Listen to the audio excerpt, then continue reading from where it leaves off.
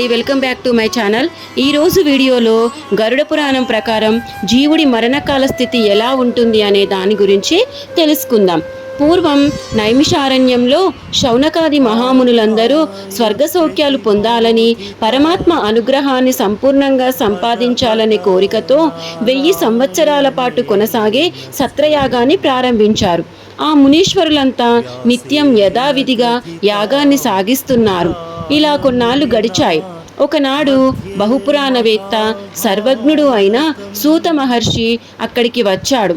ధర్మపురుషుడైన ఆయన్ని చూడగానే ఎంతో సంతోషించిన మునులంతా ఘనంగా స్వాగతం పలికారు. కుశల ప్రశ్నలు, అతిథి సత్కారాలు పూర్తయ్యాక సూత మహర్షి సావధానంగా కూర్చొని ఉండగా వారంతా ఎంతో వినయంగా ఇలా అడిగారు. మహర్షి, తమరు బహుపురాణాలను అభ్యసించారు. అన్ని పురాణాలు తెలిసిన సర్వజ్ఞులు. మాకు ఎన్నో రకాలుగా పురాణాలను బోధించారు. ప్రస్తుతం మాకు సంసారం వల్ల కలిగే కష్టాలు, అవి పోగొట్టుకునే మార్గాలు, ఇహపరలోకాల్లో జీవులకు సంభవించే దుఃఖాలు, వాటి నివారణోపాయాలు భయంకరమైనదని అందరూ చెప్పే యమలోక మార్గం ఎలా ఉంటుంది చెప్పండి అని ప్రార్థించారు.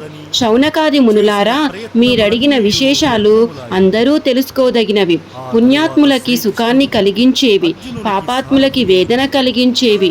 అతి భయంకరమైనది యమలోక మార్గం. పూర్వం గరుత్మంతుడు మీరడిగిన విషయం గురించే మహావిష్ణువుని అడిగాడు. అప్పుడు ఆయన గరుడికి ఏ విశేషాలు చెప్పాడో వాటినే నేను మీకు చెప్తాను, శ్రద్ధగా వినండి అని ఇలా చెప్పడం ప్రారంభించాడు. పూర్వం గరుత్మంతుడు ఒకనాడు వైకుంఠానికి వెళ్ళి శ్రీహరిని ఇలా ప్రార్థించాడు. స్వామి, నీ మీద భక్తి లేని వాళ్ళు సరాసరి యమలోకానికి వెళ్తున్నారు. అసలు యమలోక మార్గం ఎలా ఉంటుంది? అది చాలా భయంకరంగా ఉంటుందని అందరూ అంటున్నారు. అది నిజమేనా? దయచేసి నాకు సెలవివ్వండి అని గరుత్మంతుడు విష్ణుమూర్తిని అడిగాడు. దానికి విష్ణుమూర్తి ఇలా అన్నారు. గరుడా, నీవు చెప్పినట్టు పాపాత్ములైన వారికి మంచి ఎప్పుడూ రుచించదు. అత్యంత సులభమైన ఆధ్యాత్మిక మార్గాన్ని కూడా వాళ్ళు ఆచరించరు. పైగా ఆచరించే వారిని చూసి అవహేళన చేస్తారు. అలాంటి పాపాత్ములు, నాస్తికులు ఖచ్చితంగా నరకానికి వెళతారు. వాళ్ళు వెళ్ళే యమలోక మార్గం అత్యంత భయంకరంగా ఉంటుంది.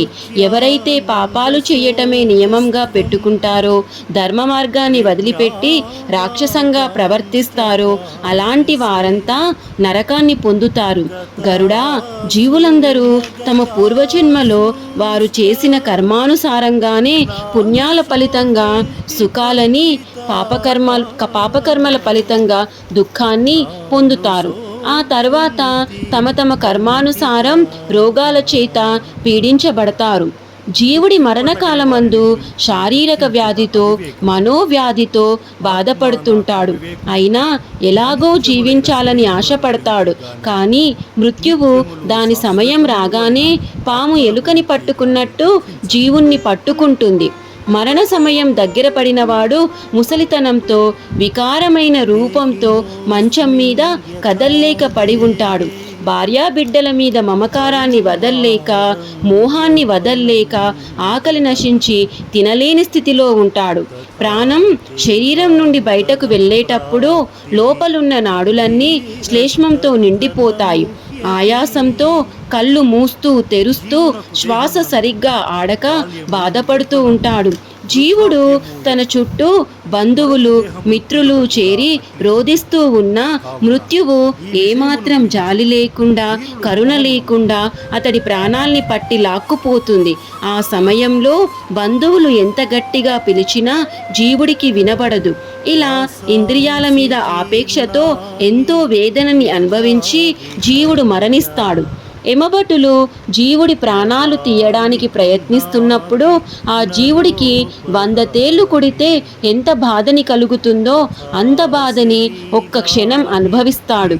అయితే ఆ ఒక్క క్షణమే ఒక యుగంలా గడుస్తుంది జీవునికి.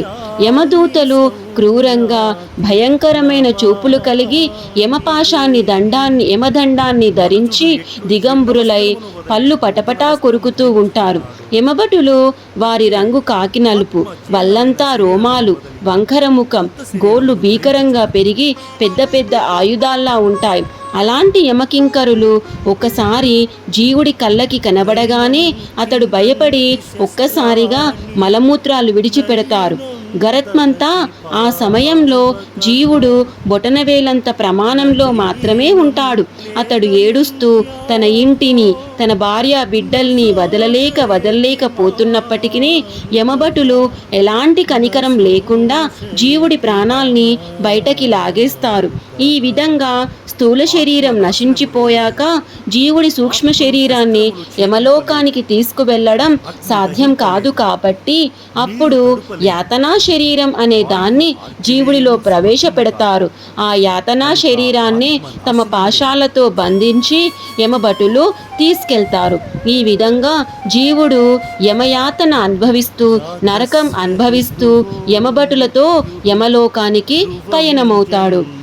మరొక వీడియోలో యమమార్గంలో జీవుడి ప్రయాణం గురించి తెలుసుకుందాం. ఈ వీడియో కనుక మీకు నచ్చినట్లయితే లైక్ చేయండి, షేర్ చేయండి, సబ్స్క్రైబ్ చేయండి. మరిన్ని వీడియోల కోసం మా ఛానల్ని సబ్స్క్రైబ్ చేసుకోండి.